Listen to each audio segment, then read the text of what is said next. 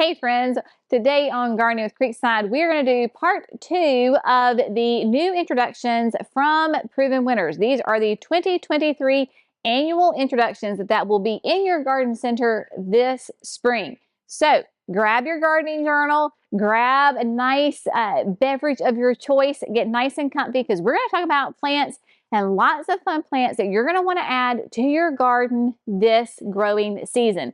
We have something for everybody. All gardens, there will be a plant that you can find.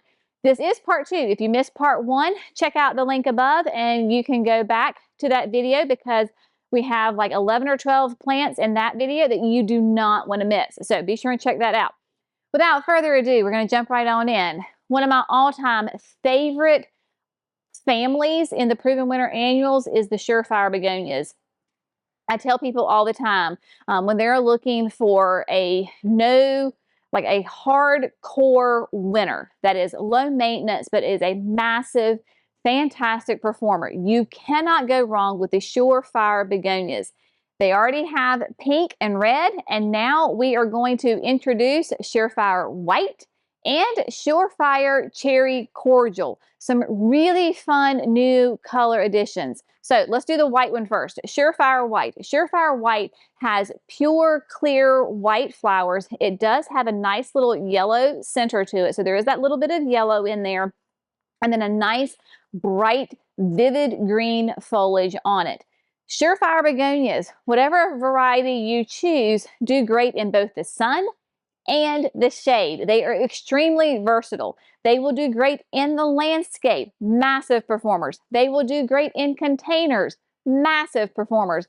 That's when I tell people if they are, maybe they're new into gardening or they're in a season of life where they can't devote a lot of time to be out in the garden fussing over plants all the time. That is why I recommend the Surefire begonias. They get nice and tall. When I say tall, it's in that like 18 to 24 inches. Nice big presence. It's not a little, these are not your grandmama's, begonias. These are not the old timey begonias. These make a huge, massive presence that are low maintenance. They are continuous bloomers. You do not have to go out there and deadhead them. You can just basically plant them, get them established, and kind of leave them alone. I used the Surefire Whites in a beautiful kind of a hay rack trough planter on my back porch last year. And it was an interesting spot because it would be in the shade for the vast majority of the day, but then one corner in the late afternoon would get tons of sun. So I needed something that was that could handle both of those conditions. The Surefire White did wonderful. We had it in the landscape at the trial gardens at the nursery. Gorgeous. When you plant these in mass, it makes a stunning statement. And then the Cherry Cordial is really fun. As its name suggests, it has really bright, vivid red blooms, but the foliage is nice and dark, almost a black. So you've got this high contrast between that red bloom and that black foliage. Just is stunning. We had these, I believe it was in the entrance bed to the nursery up by the gate. That bed is not on irrigation. Again, it can be kind of funny as far as the sun. Vast majority of the day it is in shade, and then it'll get some late afternoon sun. They were gorgeous. They are beautiful. And like other begonias, if something happens to them, if you've got a kid or you got a dog or something, something happens and they get snapped, it's okay. They will bounce back thicker and happier than ever. So I'm telling you, y'all, use these new Surefires in your landscape this year, in your garden, however you want to do it. Container, landscape, use it. So we have Surefire White and Surefire Cherry Cordial. I promise you will not be disappointed about these plants. Next, now, I told you in the part 1 video that if you are, maybe you're in a warm climate like I am, North Carolina Zone 7B, and you are looking for plants to add to your garden early that have a little bit more of a cold tolerance, that can really shine when the temperatures are still cool. Or maybe you are in a cooler climate and you need something that will have a nice growing season in your cooler conditions. I've got some things for you. So first we have the Laguna Compact Blue with Eye Improved. Now, I had these in containers on my front porch. I did them in a monoculture. That means I planted several of the same plant in a container. So it looked like the container was just one massive plant.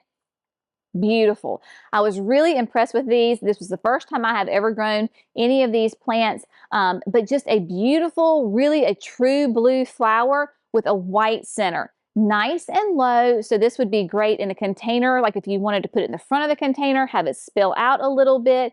If you wanted to put it in the landscape, has a really low profile, but lots of beautiful, dainty blue and white flowers. Really, really nice. For me, it lasted until the heat hit. I had them in my containers and did not have them on irrigation, and you know, life happens. They didn't get watered as consistently as they should have. And then with my high temperatures, they just kind of petered out. But really nice ones. I planted them as early as I possibly could.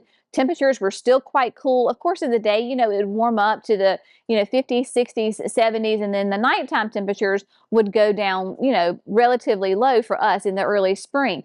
Handled it like a champ and did beautiful. So if you're looking for a beautiful true blue flower, you really want to check out that Laguna Compact Blue with Eye. It is a beautiful improvement on the previous ones. Going with that theme of cool weather loving plants is a new osteospermum.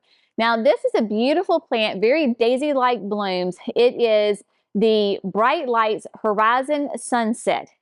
Gorgeous colors, and just like you might imagine like a sunset is, this plant is going to have lots of beautiful colors to it. It has some pinks, it has some oranges, it has some yellows, it has some coral colors. You're going to get a lot of color variation on that same in one flower. Lots of fun, but those osteos really are some cool weather crop plants. So for us in the South, they were one of the very first ones to be blooming. Bright Lights is always probably the first to be blooming in the greenhouse, and it's just such a nice, cheery look. And then when you have these gorgeous hues of pinks and yellows and oranges, it really is a unique plant. I had the most fun with it. I put it in two different areas at the house. I had it in the urns with a grass in the middle, so I had it in a container. So the osteos were around it, then the grass was in the middle. They did really well, really nice. And then I also had it in a raised bed. So I had it with two of my David Austin roses. I had it in with the blue chiffon hibiscus is a standard. And then I also put in some diamond snow euphorbia. So there was a lot of whites, light blues, light pinks, and then you had the Horizon Sunset in there that brought in that little bit of pink and yellow and orange. It was gorgeous, absolutely stunning. Now the things with the osteos for us in the South is they are a great cool weather, early spring crop. Typically they will go dormant in the summer, so your plant will still be alive, they just stop blooming, and then in the fall they will flush out again and begin blooming again. If you are in a cooler climate and you don't have the heat and the humidity that we have, then you probably were going to get continuous blooms throughout the season. But it is a great, gorgeous plant with those color variations on it. Definitely one that you want to add for your early spring garden. Next on the list for maybe a cool weather plant for you is the Amans Mulberry Nemesia. Now this again is a new one for me. I had never grown Nemesia before, but I was really impressed with this plant. So the mulberry, as its name suggests, gives a beautiful kind of a pinky cranberry mulberry color to it, and it has a really fun bright yellow center to it. So it really has a beautiful contrast to it. It is what makes this different than other Nemesias on the market is that it does have more heat tolerance and can handle the summer rains. So whereas before it kind of peters out when the heat hits, not this Amans mulberry. It really is more heat tolerant and can handle all those big summer thunderstorms with those pounding rains. It does well. We actually had this again as a mass planting in the huge unique stone water bowl where we have the little lime hydrangea standard form. So we had the hydrangea standard, and then we had these guys under here, and it was a beautiful, beautiful display. So you've got that beautiful cranberry, mulberry kind of color with that yellow center, and it smells delicious. Like it has a really nice fragrance to it. So not only does she look good, She also smells really good. So if you were looking for a little fun, something different, a little bit different of a color palette, then you really want to check out this Amans Mulberry Nemesia. It'd be a great addition to your garden. You cannot talk about Proven Winner annuals without talking about some Supertunias. We do adore the Supertunias from Proven Winners. Supertunias are just a wonderful addition to your garden. Well, this year we are introducing Supertunia Persimmon. Yes, persimmon has a really nice, unique color to it. If you're familiar with persimmon, the fruit, it kind of has those orange hues to it. Well, so does Supertunia Persimmon. So that nice, bright kind of that orange coral color with a deep golden throat. So it looks a little bit of a bicolor, right? So you have more of the orange coral on the outside. Now on the inside, it's a beautiful yellow.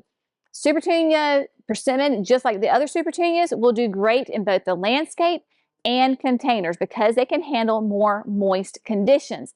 So if you were looking for a nice, vigorous petunia with this really fun, bright summer color, then Supertunia Persimmon would be a great option for you. It is going to be one of the most vigorous petunias without going into that Vista line. So it really is going to spread, be really happy, and like all the other Supertunias, no deadheading is required. That's why we love the Proven Winners line. You do not have to deadhead their Supertunias or their Superbells for that matter in order to get your blooms. Those were the days of old, right? You had to pick off all those old blooms to encourage that new flush of flowers.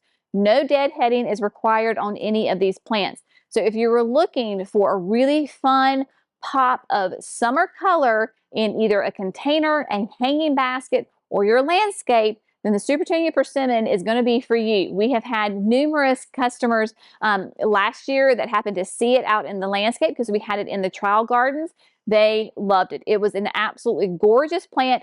If you put it in mass in your landscape, you're really going to grab people's attention. So look for persimmon at a local garden center near you. One of my favorite plants from last year is the Rockin Deep Purple Improved Salvia. I'm already a huge fan of the Rockin series, and I do adore all of the plants. Before the Rockin Deep Purple Improved came, though, I have to say that Deep Purple was probably one of my least favorite of the salvias because it was just got really kind of big and unruly and kind of gangly. Like always, Proven Winners went and decided to improve the Rockin Deep Purple to make it even better, and they really did. So the improvements on the Rockin Deep Purple is that it is a more tight, compact plant, so it is not unruly, and it has deeper colors overall. So the foliage is deeper, your stems have a deeper color, and your flowers have a deeper color. The Rockin Deep Purple, as the name suggests, has really nice, deep, beautiful flowers on it that hummingbirds go nuts over. They will fight each other for this plant.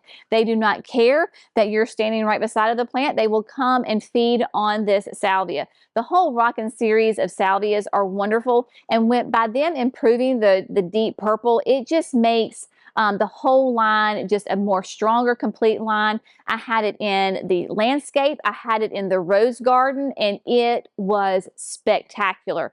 Nice, really vigorous plants that can withstand the heat, the humidity, drought-like conditions because it was not on irrigation.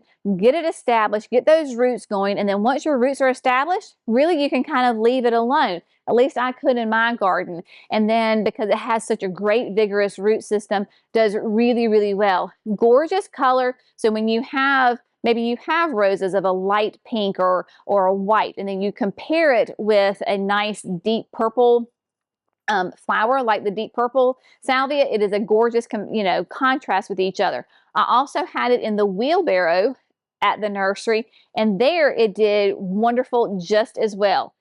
Just gorgeous plant, nice, strong, healthy root system, which means a nice, strong, healthy plant up top. You cannot go wrong with the Rockin Deep Purple. I am telling you, if you're looking for pollinators in your garden to attract your hummingbirds and you don't want to fuss a lot over a plant, Rockin Deep Purple Salvia is definitely for you. Not only in your containers do you want lots of flower power, right? Well, you also need to have some accent plants. Well, that is where the Proven Accent line comes in. A new addition for this year was the Proven Accents Illusion Penny Lace Sweet Potato Vine. This is an absolutely essential component if you have a container because it has this beautiful, more of a red hue to it, so it will pair beautifully with your reds, your oranges, your scarlets, your whites. It's really going to pop. Also, the habit on penny lace is that it's going to be more spherical and then less trailing. Does it trail? Absolutely, it trails. But it's not going to be one of those crazy trailers that you're going out there and cutting feet off of it, right? So it's going to have that nice mounted habit that then spills over onto your off of your container. Really nice. And if you're looking for something that can do sun to, I would even dare say shade. I know that Proven Winter says part shade. I have found really great success here in the South with putting my sweet potato vines in the shade. They do really, really well. I had penny lace on our front porch in our aqua pot, and she did really nice. It only gets maybe an hour of afternoon sun. Rest of that, it is in the shade. But if you're looking for a different spin, a different color than maybe your traditional bright green or your black sweet potato vine, penny lace would be a great one because it does have those reddish hues on it. And it is, if you're familiar with the garnet lace sweet potato vine, this is an improved version of that plant. So if you've got containers, hanging baskets where you need a fun accent trailer, look for penny lace.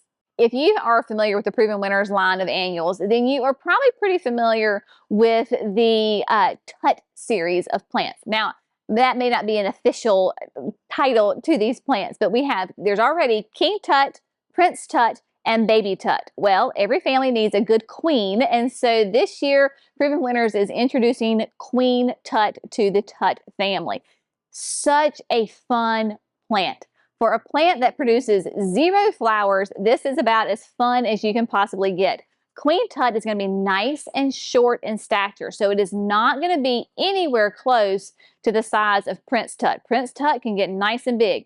Queen Tut is nice and petite.